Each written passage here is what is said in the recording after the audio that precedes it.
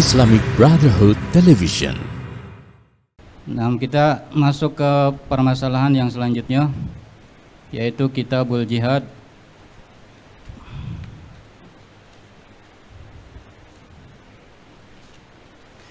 Nah, Kitabul Jihad Muqata'atul Bada'il Israiliyah, yaitu hukum memboikot produk-produk Israel.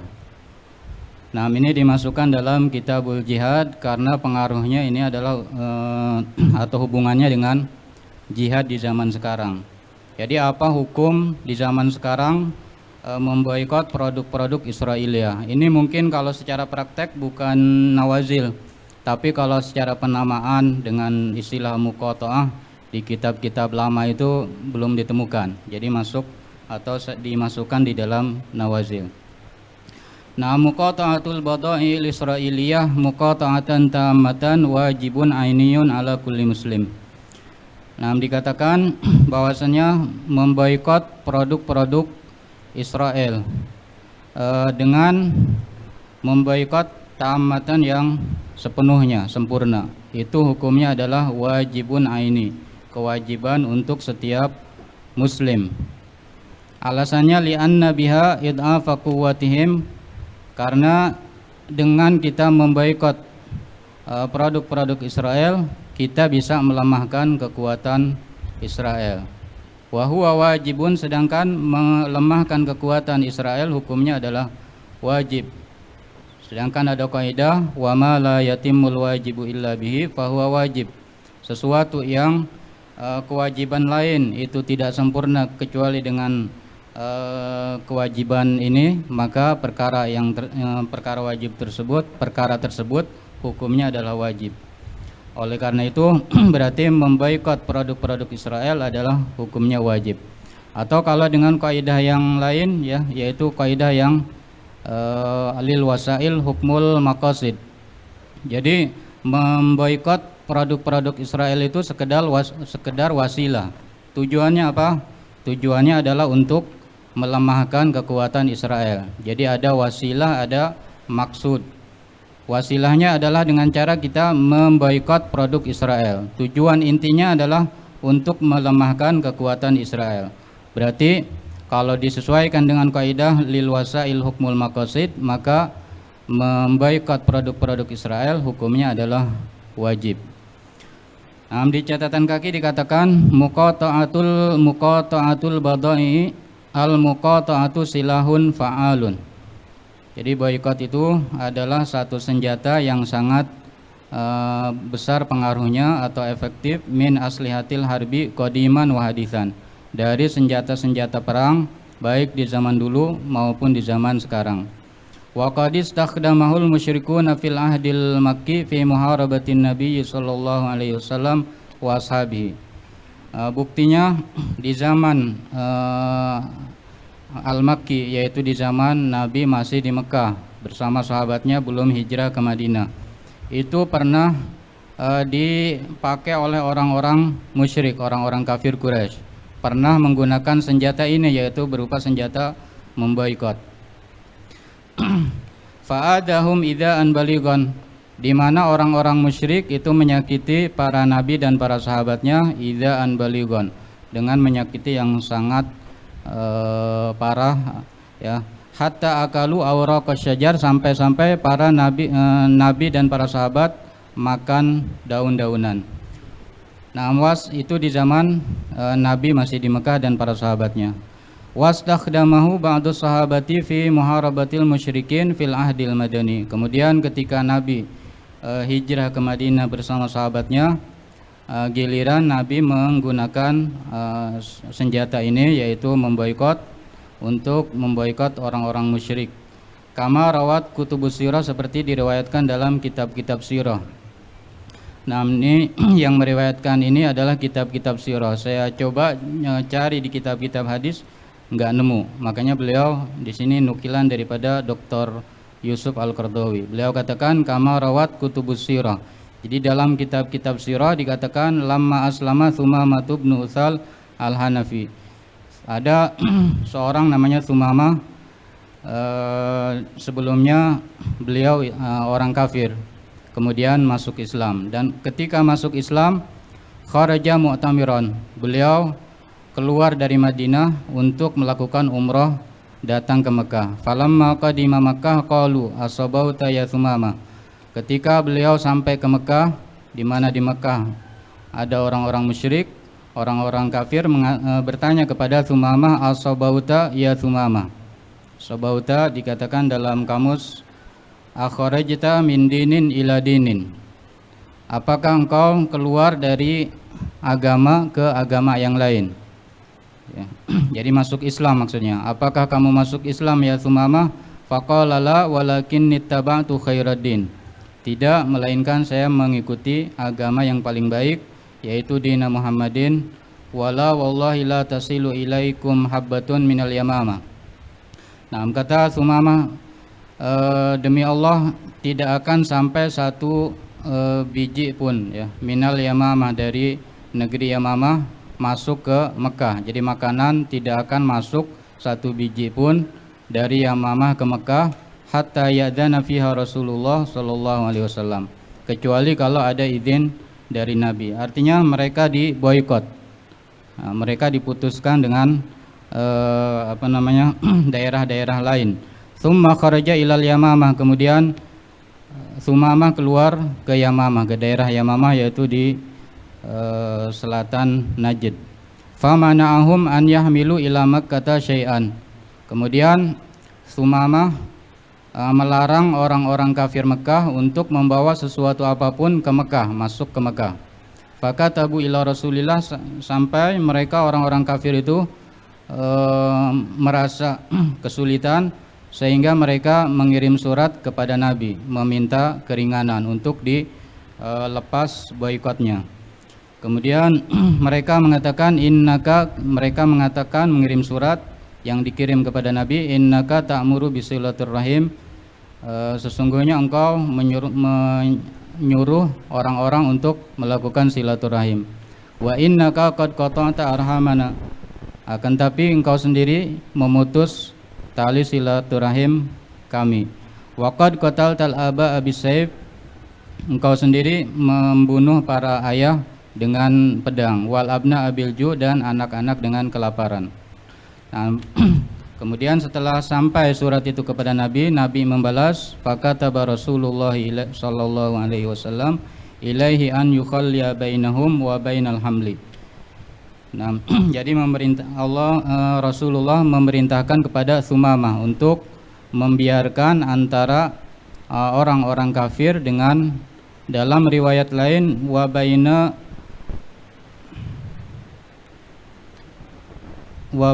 miratihim, ya. Dalam riwayat lain bainahum wa baina miratihim. Di kamus dikatakan miratihim artinya adalah makanan persediaan. Jadi makanan yang persediaan orang-orang kafir itu dibiarkan. Jadi jangan dilarang kayak gitu. Wa fil asril hadis ra'ayna syu'uba tastakhdimu silahal muqata'ah fi ma'arikiha litaharrur minal istimar. Nah, itu di zaman dulu yang tadi itu. Adapun di zaman sekarang juga boikot ini dijadikan senjata oleh banyak negara.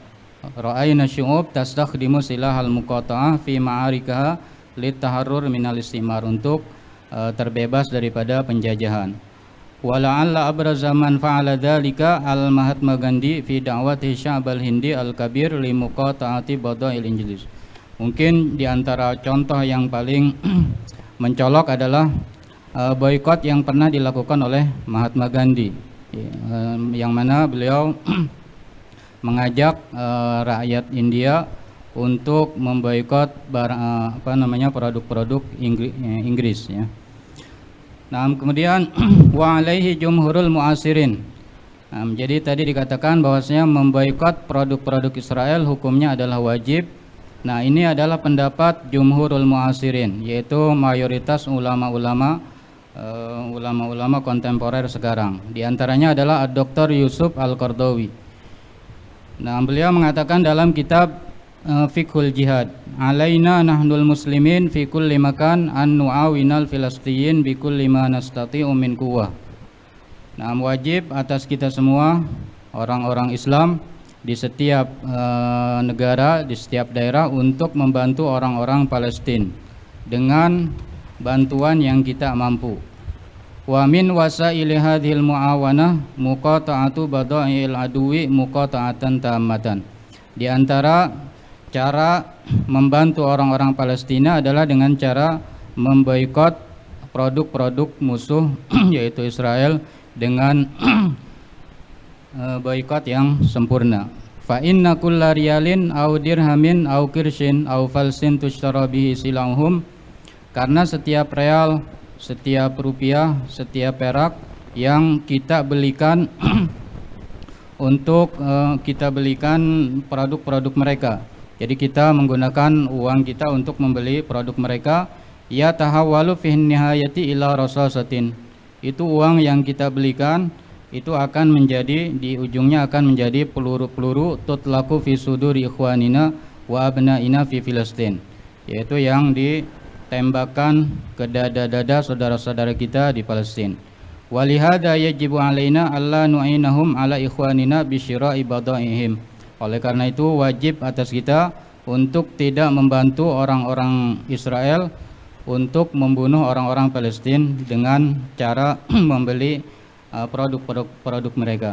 Li'annaha i'anatun 'alal itsmi wal udwan, karena itu adalah bentuk menolong pada dosa dan kezaliman. Fasyira'u minhum yuqawwihim. Berarti membeli barang dari mereka itu menguatkan mereka. Wa wajibuna an na'mala ala idafihim mastata'na. Sedangkan kewajiban kita adalah melemahkan kekuatan mereka. Kama anna alaina an nuqawwiya ikhwananal murabitin fil ardil muqaddasah mastata'na. Seperti juga kewajiban kita yaitu untuk menguatkan orang saudara-saudara kita di Palestina sekuat mungkin. Fa illam nastati an nuqawwiyahum, kalau kita tidak mampu untuk menguatkan mereka, fal wajibu alaina id'afu aduwihim, maka wajib atas kita untuk melemahkan musuh-musuh orang Palestina. Fa idza kana id'afuhum la yatimmu illa bil muqata'ah fama la yatimmul wajibu illa bihi fahuwa wajib. Maka kalau melemahkan mereka itu tidak bisa terlaksana kecuali dengan memboikot mereka, maka memboikot adalah wajib, karena sesuatu yang mana perkara yang wajib itu tidak bisa terlaksana kecuali dengan perkara tersebut, itu hukumnya adalah wajib. Nah, kemudian pendapat yang kedua, wa Dr. Muhammad Said Ramadan Al-Buti. Juga ini pendapat Syekh Muhammad Said Ramadan Al-Buti. Beliau mengatakan dalam kitabnya, yajibu wujuban ainiyan muqata'atul aghdiyah wal bada'il amrikiyah al-israiliyah. Wajib secara wajib ain, yaitu memboikot setiap makanan dan barang-barang Amerika atau Israel. Idh huwal jihadul ladzi yatasanna likulli muslim al-qiyamu bih. Karena memboikot adalah jihad yang memungkinkan bagi setiap muslim untuk melaksanakannya. Fi muwajahatil udwanil israili wa man yad'amuhu, yaitu untuk menghadapi kezaliman orang-orang Israel dan para pendukungnya. Wa huwa fardhu ainin fi hududil imkan. Sedangkan memboikot adalah hukumnya adalah fardhu ain sebisa mungkin. Wa hadza mungkin, sedangkan memboikot adalah perkara yang mungkin. Nah, kemudian pendapat yang ketiga, wa Syekhuna As-Sayyid Abdullah bin Muhammad Baharun. Begitu juga guru kami yaitu As-Sayyid Abdullah bin Muhammad Baharun, beliau mengatakan bahwasannya memboikot barang-barang atau produk-produk Israel hukumnya wajib. Beliau berkata singkat, al-muqata'atu wajibah. Jadi memboikot produk-produk Israel hukumnya adalah wajib. Fala tashtari min aduwika abadan. Jadi jangan sama sekali membeli dari musuh. Li'annahu min babit ta'awuni 'alal itsmi wal udwan, karena membeli produk-produk musuh adalah termasuk daripada saling menolong atau membantu untuk melakukan dosa dan kezaliman. Nah, wa ghairuhum, masih banyak lagi di antaranya adalah Kasyaikhil Allamatil Faqih Al-Mufti Muhammad Taqi Al-Utsmani. Beliau ulama muasir kontemporer, masih hidup. Beliau orang Pakistan, punya kitab namanya Takmilatu Fathil Mulhim, yaitu syarah Sahih Muslim. Beliau pernah ditanya, faqad su'ila hal nuqati'ul muntajatil Israiliyah, apakah wajib kita untuk memboikot produk-produk Israel? Beliau menjawab, hunaka man yaqulu innal qiyana as-sahyuni la yanalu min dakhli tilka syarikat. Jadi sebelum beliau menjawab, beliau katakan dulu mukaddimah bahwasanya kata beliau ada di sana orang yang mengatakan bahwasanya Israel dari produk-produk itu, dari produk-produk perusahaan semacam KFC itu tidak memperoleh kecuali khumusan au usyran fil mi'ah. Jadi Israel cuma dapat 5% atau 10% dari uang yang dihasilkan oleh perusahaan-perusahaan tersebut. Wal baqi yadhabu li salihi mulakihal muslimin al mahliyin, sedangkan sisanya yaitu 90% atau 95% itu masuk ke kantong para pembisnis orang-orang muslim. Nah, kemudian beliau jawab, aqulu innaha laisat mas'alata fatwa syar'iyyah. Jadi persoalan ini bukan permasalahan fatwa agama. Wa innama hiya qadiyatul hamiyatil imaniyah. Melainkan permasalahan ini adalah permasalahan semangat al-hamiyah atau gelora semangat iman, wal ghairati diniyah atau gairah agama. Fahal yarda ahaduna an yaqa'a ayyu juz'in min dakhlihil mali fi nasibi man yaqidu liqatli abihi. Nah, beliau katakan, apa ada di antara kita yang rela bagian daripada uangnya itu masuk ke kantong-kantong orang yang memakar untuk membunuh ayahnya. Walau kana hadzal juz'u wahidan fil mi'ah, walaupun bagian tersebut hanya 1% dari 100% itu. Nah, tab'an lan yaf'al, pasti tidak akan ada yang rela seperti itu. Falimada idzan yarda bi an yadhhabal khumus awil usyru fil mi'ah min dakhlihi ila hisabil yahud. Maka dari itu kenapa ya di antara kita rela sebagian hartanya itu, yaitu 1/5-nya atau 1/10-nya dari 100 itu masuk ke kantong-kantong atau rekening orang-orang Yahudi. Alladzina yudabbiruna wa yusahimuna fi qatli ikhwaninal muslimin fi Gaza, yang mana mereka melakukan atau ikut andil dalam membunuh kawan-kawan kita orang-orang Islam di Palestina. Kemudian yang terakhir, wa fi kutubil mutaqaddimin ma yu'ayyidu. Dalam kitab-kitab fikih lama, ya kitab-kitab fikih klasik, ada masalah yang sekira bisa menguatkan hukum kita bahwasanya memboikot itu adalah hukumnya wajib. Nah, dikatakan dalam catatan kaki di antaranya maja fi masailil Imam Ahmad, yaitu yang ada di kitab Masailul Imam Ahmad. Di situ dikatakan wasuila anir rajuli yabi'u minal aduwi syai'an.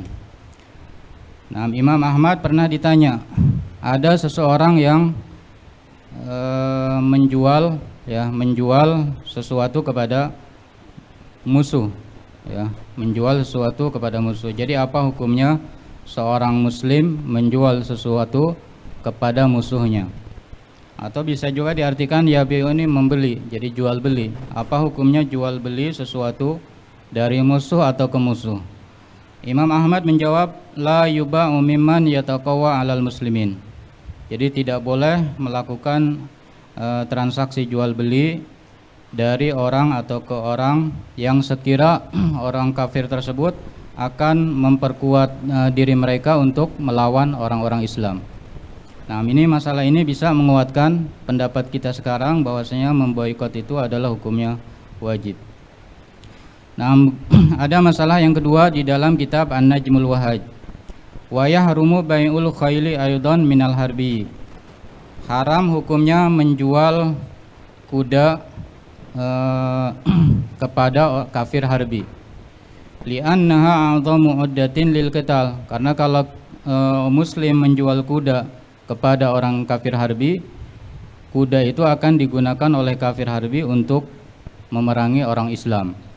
Wa fuhima minat ta'biri bisilah jawazu bai'il hadid. Nah, wa bihi sarraha Rafi. Jadi ta'bir di dalam minhaj diharamkan untuk menjual senjata kepada orang kafir. Yang diharamkan itu adalah menjual senjata kepada orang kafir. Bagaimana kalau yang dijual itu bukan senjata tapi masih berupa batangan besi? Nah, dikatakan wa fuhima minat ta'bir bisilah jawazu bai'il hadid. Kalau sekedar masih batangan besi dikatakan masih boleh. Wa bihi sarraha Rafi, dan ini hukum ditegaskan oleh Imam Rafi. Wa 'allalahu bi annahu la yata'ayyanu ja'luhu silahan. Alasan Imam Syafi'i membolehkan menjual besi kepada orang kafir karena besi tidak pasti dijadikan senjata. Fa in ghalaba 'ala dhanni annahum ya'maluna silahan. Bagaimana hukumnya kalau besi tersebut bakalan atau sudah pasti dijadikan senjata oleh orang-orang kafir? Maka hukumnya adalah kana kabai'il inabi li asiril khamri. Hukumnya adalah haram seperti menjual anggur bagi orang yang akan menjadikannya arak. Nah,